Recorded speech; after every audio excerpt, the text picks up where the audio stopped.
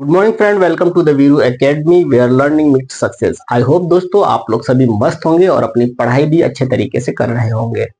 दोस्तों पिछले वीडियो में हमने क्या जाना था? सर्कुलेटरी सिस्टम के बारे में जाना था। वहां पे हमने जाना था कि सर्कुलेटरी सिस्टम कैसे वर्क करता है और कौन कौन से अंग सर्कुलेटरी सिस्टम में आते हैं। जो भी स्टूडेंट मेरा पिछला वीडियो नहीं देखा है वो हमारे चैनल के प्लेलिस्ट में जाके मेरा वीडियो देख सकता है। दोस्तों आज हम सर्कुलेटरी सेशन को क्या करेंगे, आगे बढ़ाएंगे। हमने ये भी जान लिया था दोस्तों, जो सर्कुलेटरी सिस्टम होता है वो मुख्य रूप से तीन प्रकार के होते हैं: open circulatory system, close circulatory system और मिक्स्ड सर्कुलेटरी सिस्टम। क्लियर है? अब हमारे अंदर यानी ह्यूमन बॉडी के अंदर कौन सा सर्कुलेटरी सिस्टम पाया जाता है? क्लोज सर्कुलेटरी सिस्टम पाया जाता है। दूसरे शब्दों में हम कह सकते हैं कि ह्यूमन बॉडी के अंदर जो ब्लड फ्लो करता है एक वेसल्स में, एक नली में फ्लो करता है। ठीक है, तो फ्लो के हिसाब से यानी ब्लड का फ्लो के हिसाब से कहाँ किस दिशा में बह रहा है, उस हिसाब से सर्कुलेटरी सिस्टम यानी परिसंचरण तंत्र ह्यूमन बॉडी के अंदर तीन वर्गों में विभाजित करा गया है, तीन वर्गों में क्लासिफाई करा गया है। पहला होता है systematic circulatory system.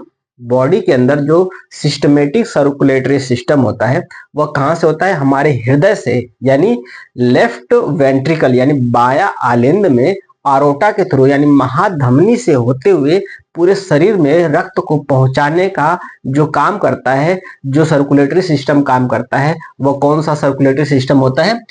Systematic circulatory system. Clear है? जैसे मान लेते हैं ये हमारा हार्ट है यानी हृदय है। हृदय में कितने चैम्बर है? चार चैम्बर है। Left atrium, left ventricle, right atrium और राइट वेंट्रिकल। इन सारी चीजों के बारे में मैंने कल वाले वीडियो में बता दिया है। ठीक है दोस्तों, तो जो लंग से यानी फेफड़े से जो नली ब्लड को लेकर के आती है, इस नली को क्या कहते हैं? पल्मोनरी वेंस कहते हैं। पल्मोनरी वेंस से कहाँ ब्लड आता है? लेफ्ट एट्रियम में आता है, वाल्व के थ्रू लेफ्ट वेंट्रिकल में जाता है। अब इस लेफ्ट वेंट्रिकल से महाधमनी से होते हुए जो रक्त है, ब्लड है, वो पूरे बॉडी में भेज दिया जाता है। तो लेफ्ट वेंट्रिकल यानी बाया नीले से क्या होता है? महाधमनी के माध्यम से रक्त को कहाँ भेज दिया जाता है? पूरे बॉडी में। तो पूरे बॉडी में भेजने के लिए जो सर्कुलेटरी सिस्टम होता है वो कौन सा सर्कुलेटरी सिस्टम होता है? Systematic circulatory system. अब बात कर लेते हैं दूसरा, पल्मोनरी सर्कुलेटरी सिस्टम क्या होता है। हमारे बॉडी की बात हो रही है। पल्मोनरी सर्कुलेटरी सिस्टम क्या होता है दोस्तों? राइट, अब देखना यहां से पूरे बॉडी से जब डीऑक्सीजनेटेड ब्लड आता है तो वह कहां आता है? राइट एट्रियम में आता है, और राइट एट्रियम से राइट वेंट्रिकल में आता है वाल्व के थ्रू। वाल्व कौन सा होता है एक बार बताइए? मैंने कल बताया था आपको कौन सा वाल्व होता है। यहाँ पे जो वाल्व होता है वह ट्राइकस्पिड वाल्व होता है। कौन सा वाल्व? Tricuspid valve. ठीक है, अब राइट एट्रियम से जो ब्लड होता है राइट वेंट्रिकल में आ चुका है। राइट वेंट्रिकल से यह कहा जाता है? लंग में जाता है यानी फेफड़े में जाता है। कौन सी नस लेके जाती है इसको? कौन सा ब्लड वेसल्स लेके जाता है? Pulmonary artery. कौन लेके जाता है? Pulmonary artery. क्लियर है?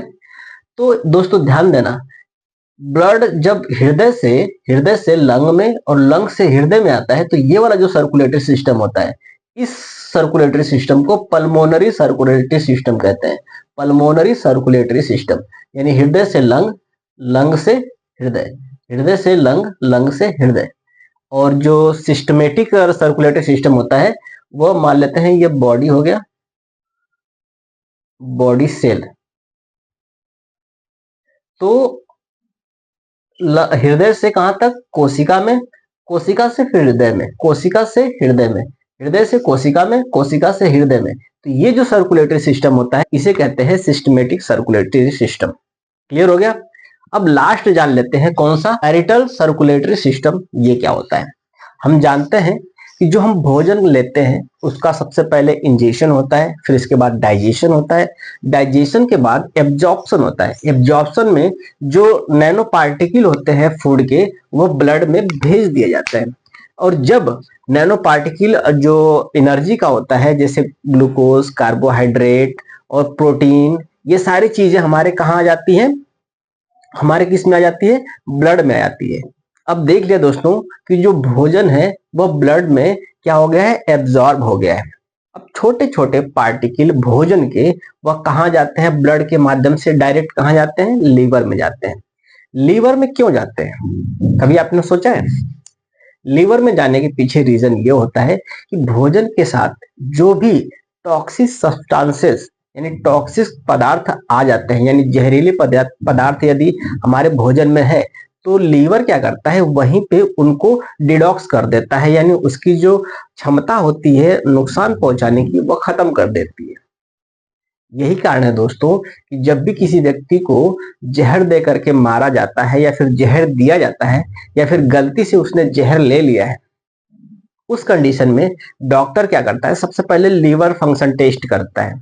लीवर जब अपना प्रॉपरली तरीके से फंक्शन करता है तो वह काला हो जाएगा, क्योंकि वह उससे क्या लड़ेगा, टॉक्सिक सब्सटेंसेस से लड़ेगा इस वजह से वो क्या हो जाता है, काला हो जाता है। तो दोस्तों वह सर्कुलेटरी सिस्टम जब ब्लड भोजन को लेकर के कहाँ पहुंचता है, लीवर में पहुंचता है। तो जब लीवर में पहुंच जाता है तो यह एक प्रकार का सिस्टम बना लेता है, और लीवर में क्यों पहुंचता है ये भी हमने बता दिया आपको। तो ये वाला जो सर्कुलेटरी सिस्टम होता है, उस सर्कुलेटरी सिस्टम को क्या कहते हैं, पैरिटल सर्कुलेटरी सिस्टम कहते हैं। क्लियर है, आगे बढ़े, चलिए अब आगे जान लेते हैं दोस्तों। चलिए अगला पॉइंट है दोस्तों, ब्लड। ब्लड एक प्रकार का कनेक्टिव टिश्यू है, जिसे हिंदी में संयोजी ऊतक कहते हैं। यह जो संयोजी ऊतक का फंक्शन होता है, मैंने टिश्यू यानी ऊतक चैप्टर में खत्म करा दिया है। जब दो और दो से अधिक अंगों को जोड़ने का जब कोई टिश्यू काम करता है, ऊतक काम करता है, तो उसे कहते हैं कनेक्टिव टिश्यू। जैसे हो गया आपका बोन, बोन भी एक प्रकार का कनेक्टिव टिश्यू है। और दूसरा क्या है, ब्लड, यानी रक्त भी एक प्रकार का कनेक्टिव टिश्यू है। ये क्या करता है, एक अंग को दूसरे अंग से जोड़ने का भी काम करता है। जोड़ना इन द सेंस कि एक स्थान से जो न्यूट्रिएंट्स होता है, पोषण होता है, वह दूसरे स्थान पर पहुंचाना, वहां से गैस को एक स्थान से दूसरे स्थान पर ले जाना, हार्मोन्स को एक स्थान से दूसरे स्थान तक ले जाने का काम करता है। तो ब्लड क्या है, एक प्रकार का कनेक्टिव टिश्यू है। अब फंक्शन जान लेते हैं, सॉरी, कंपोजिशन ऑफ ब्लड क्या होता है ये जान लेते हैं। कंपोजिशन ऑफ ब्लड, इसको मिटा दो दोस्तों, इसको मिटा देता हूं। कंपोजिशन ऑफ ब्लड समझ लेते हैं, ध्यान देना। जो ब्लड होता है दोस्तों, यहां पे लिख देता हूं, जो ब्लड होता है वह दो चीजों से मिलकर बना होता है, एक सॉलिड पार्ट और दूसरा क्या होता है, लिक्विड पार्ट। यहां पे लिख देता हूं मैं, लिक्विड, और दूसरा क्या होता है, सॉलिड। एक होता है सॉलिड और दूसरा क्या होता है, लिक्विड। ठीक है, जो लिक्विड पार्ट होता है वो पूरे ब्लड का 60% होता है, बिल्कुल प्रॉपर तरीके से ध्यान देना। और जो सॉलिड पार्ट होता है वो कितने परसेंट हो गया, 40%। इसमें भी लिक्विड पार्ट में जो 60% होता है, उसमें भी प्लाज्मा जो होता है, प्लाज्मा, प्लाज्मा ये कितने परसेंट होता है, 90%। कितने परसेंट, 90%। और बाकी जो दूसरे जो प्रोटीन होते हैं, जैसे प्रोथ्रोम्बिन, फाइब्रोनोजेन, फाइब्रिनोजेन, और तीसरा क्या होता है, एंटीबॉडी, एंटीबॉडी।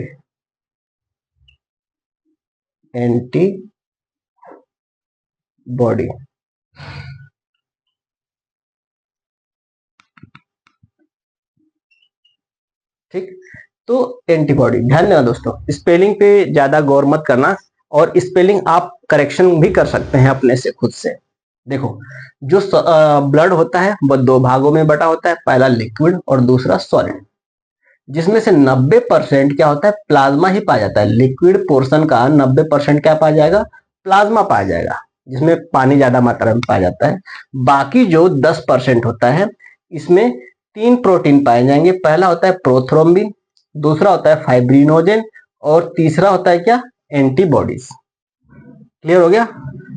अब ये जो सॉलिड पार्ट होता है दोस्तों, सॉलिड यानी ठोस भाग होता है ब्लड का, यानी उसमें कण होते हैं, छोटे छोटे सेल होते हैं, कोशिका होती है, जिसमें एक होता है आरबीसी, आरबीसी, दूसरा होता है, एक आरबीसी हो गया, दूसरा हो गया डब्ल्यूबीसी, डब्ल्यूबीसी, और तीसरा हो गया, दिखाई दे रहा है, यहाँ पे लिख देता हूं, तीसरा क्या हो गया, प्लेटलेट्स।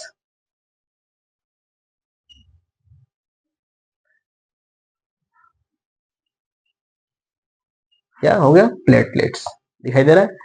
तो जो सॉलिड पार्ट होता है तीन भागों में बटा होता है, आरबीसी, डब्ल्यूबीसी और प्लेटलेट्स। सबसे पहले हम जान लेते हैं आरबीसी।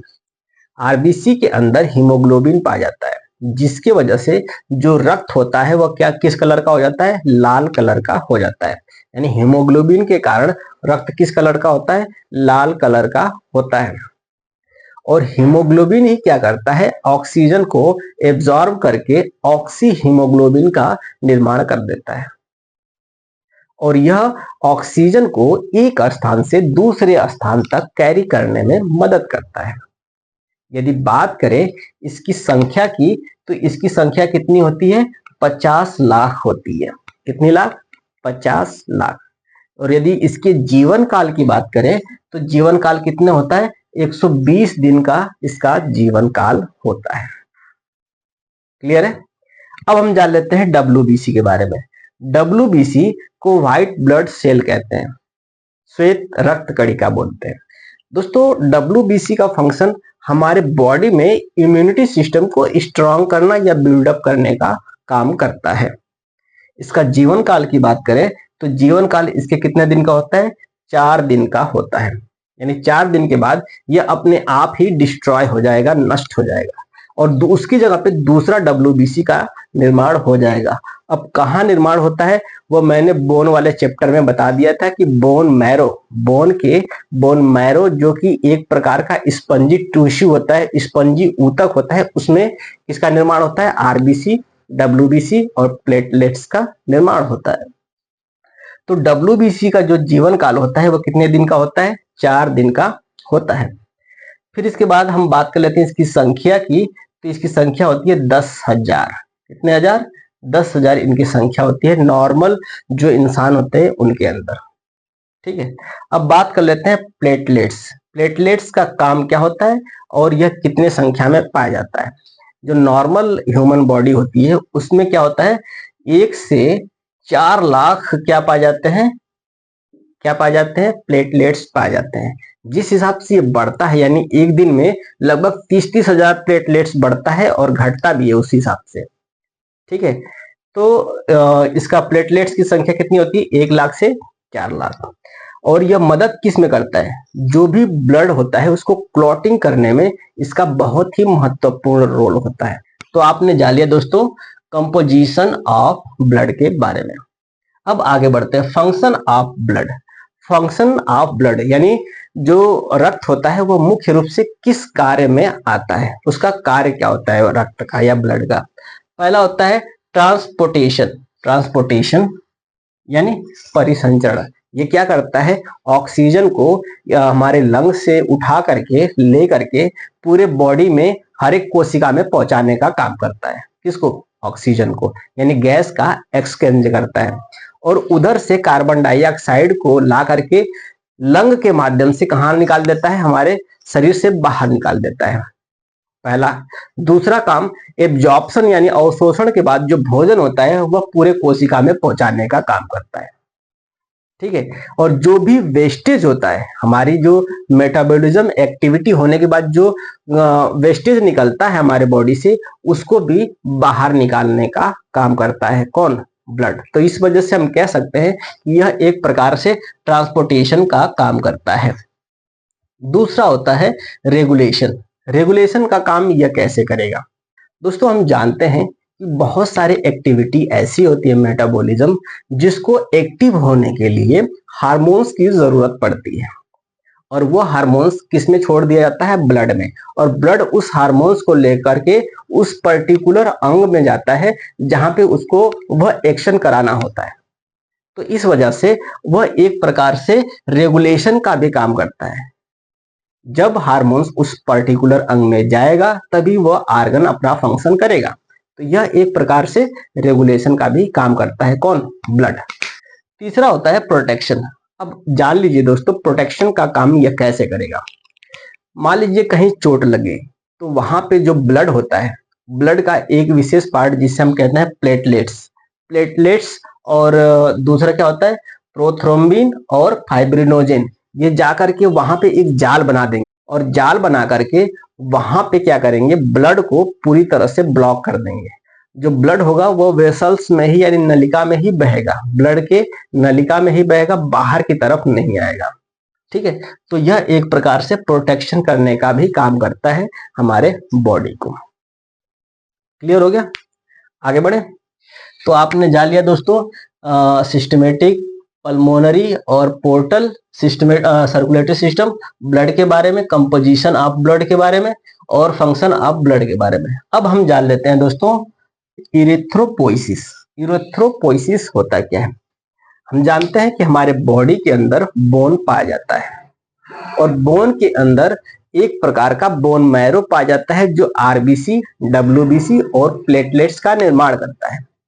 तो इरिथ्रोपोइसिस क्या होता है, एक प्रकार की प्रोसेस होती है, विधि होती है जिसमें आरबीसी का निर्माण होता है यानी रेड ब्लड सेल का निर्माण होता है। और वह किस हार्मोन की सहायता से होता है, इरिथ्रोपोइटिन हार्मोन्स की सहायता से होता है। तो इरिथ्रोपोइसिस क्या होता है, एक प्रकार की प्रोसेस होती है, वह कहाँ होती है, बोन मैरो में होती है और किसका निर्माण करती है, आरबीसी यानी रेड ब्लड सेल का निर्माण करती है। क्लियर हो गया? अब हम जान लेते हैं डब्ल्यूबीसी क्या होते हैं और उसके कितने प्रकार होते हैं। डब्ल्यूबीसी हमने जान लिया था दोस्तों, हमारे शरीर के अंदर आने वाले बैक्टीरिया को मारने के लिए और प्लस हमारे बॉडी के रोग प्रतिरोधक क्षमता को बढ़ाने के लिए एक अहम भूमिका निभाता है।